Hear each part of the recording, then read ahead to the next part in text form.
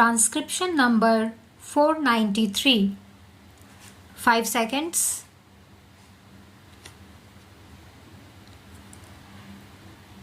Mr. Chairman, the resolution under discussion raises a very important matter which merits careful consideration on the part of honorable members of this House and of the government.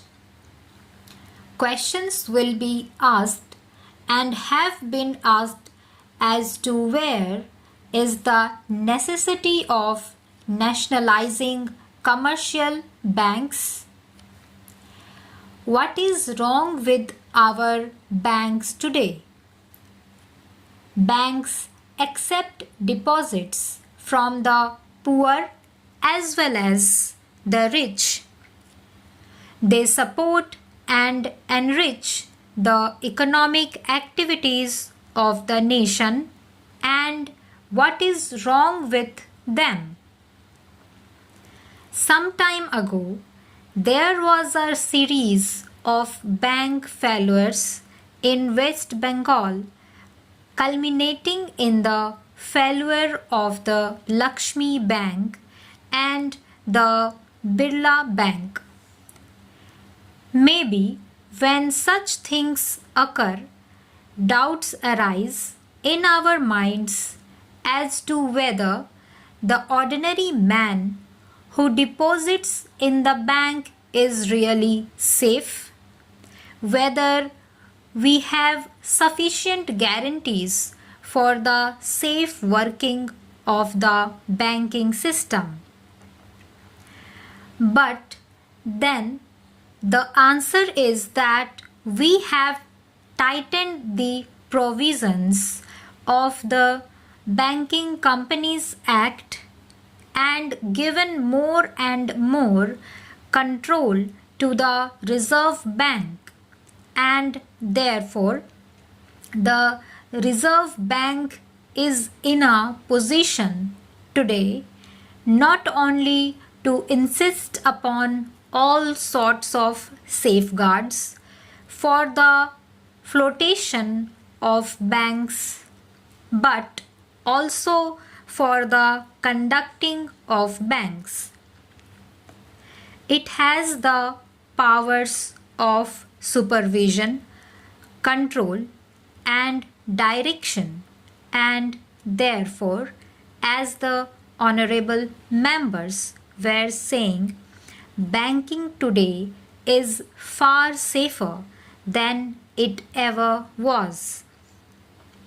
So, where is the need for nationalization? Sir, in order to answer this question, one has to probe a little deeper and examine the function of banking. It is not a question of public sector or private sector. It is not a question of relating banking to private industry. We have to look at this question from the point of view of the goal we have adopted. Our goal is the creation of a socialist society.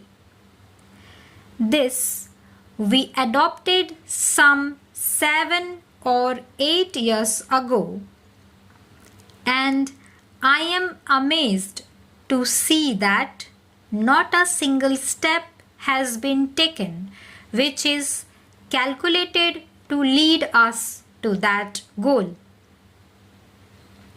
One important factor which helps to take us towards that goal is the removal of inequalities of wealth.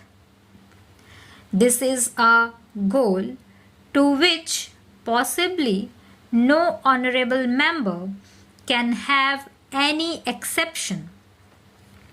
If we have to remove inequalities of wealth, then we have to remove the opportunities which create concentration of wealth.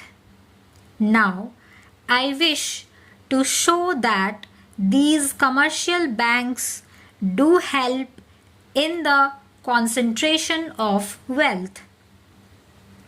Now, we have to really root out all chances of a man unlawfully enriching himself by the position of the strength of money, by the position of the strength of influence that he commands in the society.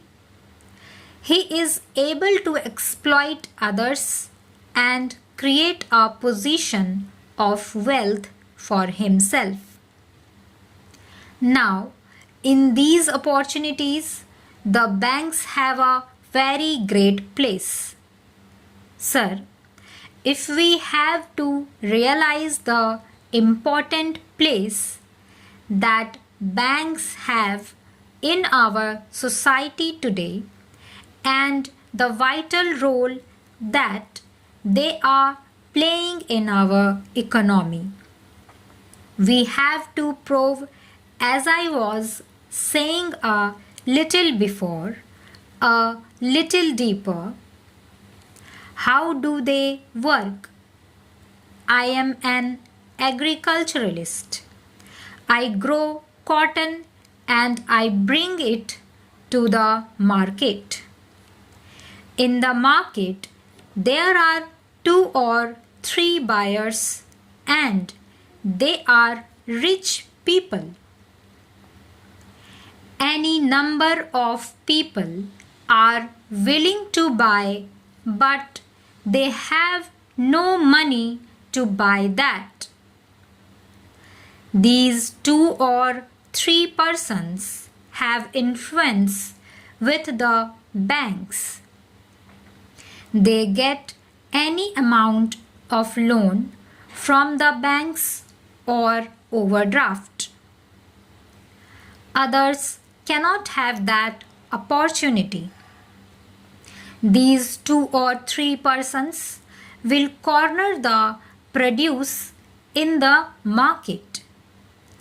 They do not demand it when there is a lot of produce, and they make the produce rot in the market until at last the peasant is tired out, and then they will dictate the price in spite of the government's regulated market. They will have to sell at the price dictated by these 2 or 3 purchasers. I have this experience myself.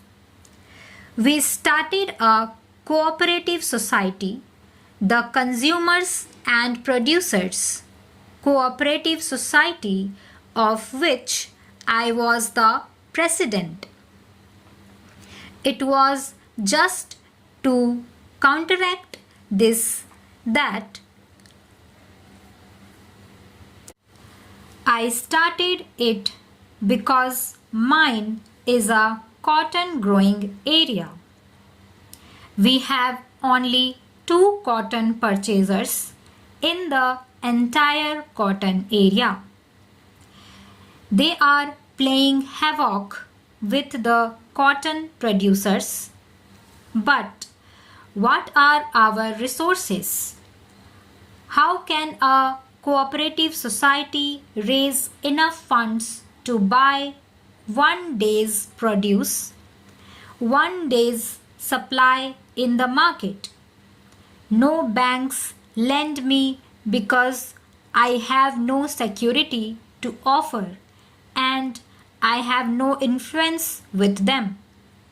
These 2 people can do anything with the market, and this is going on today in spite of our regulations.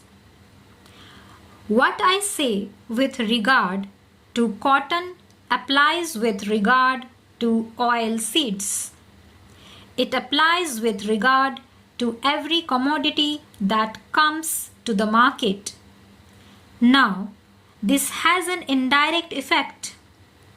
If I am able to corner the oil seeds today because I can export them with the help of my money, then I am indirectly raising the price of oil seeds at home. So, every man will have to pay a higher price. Stop.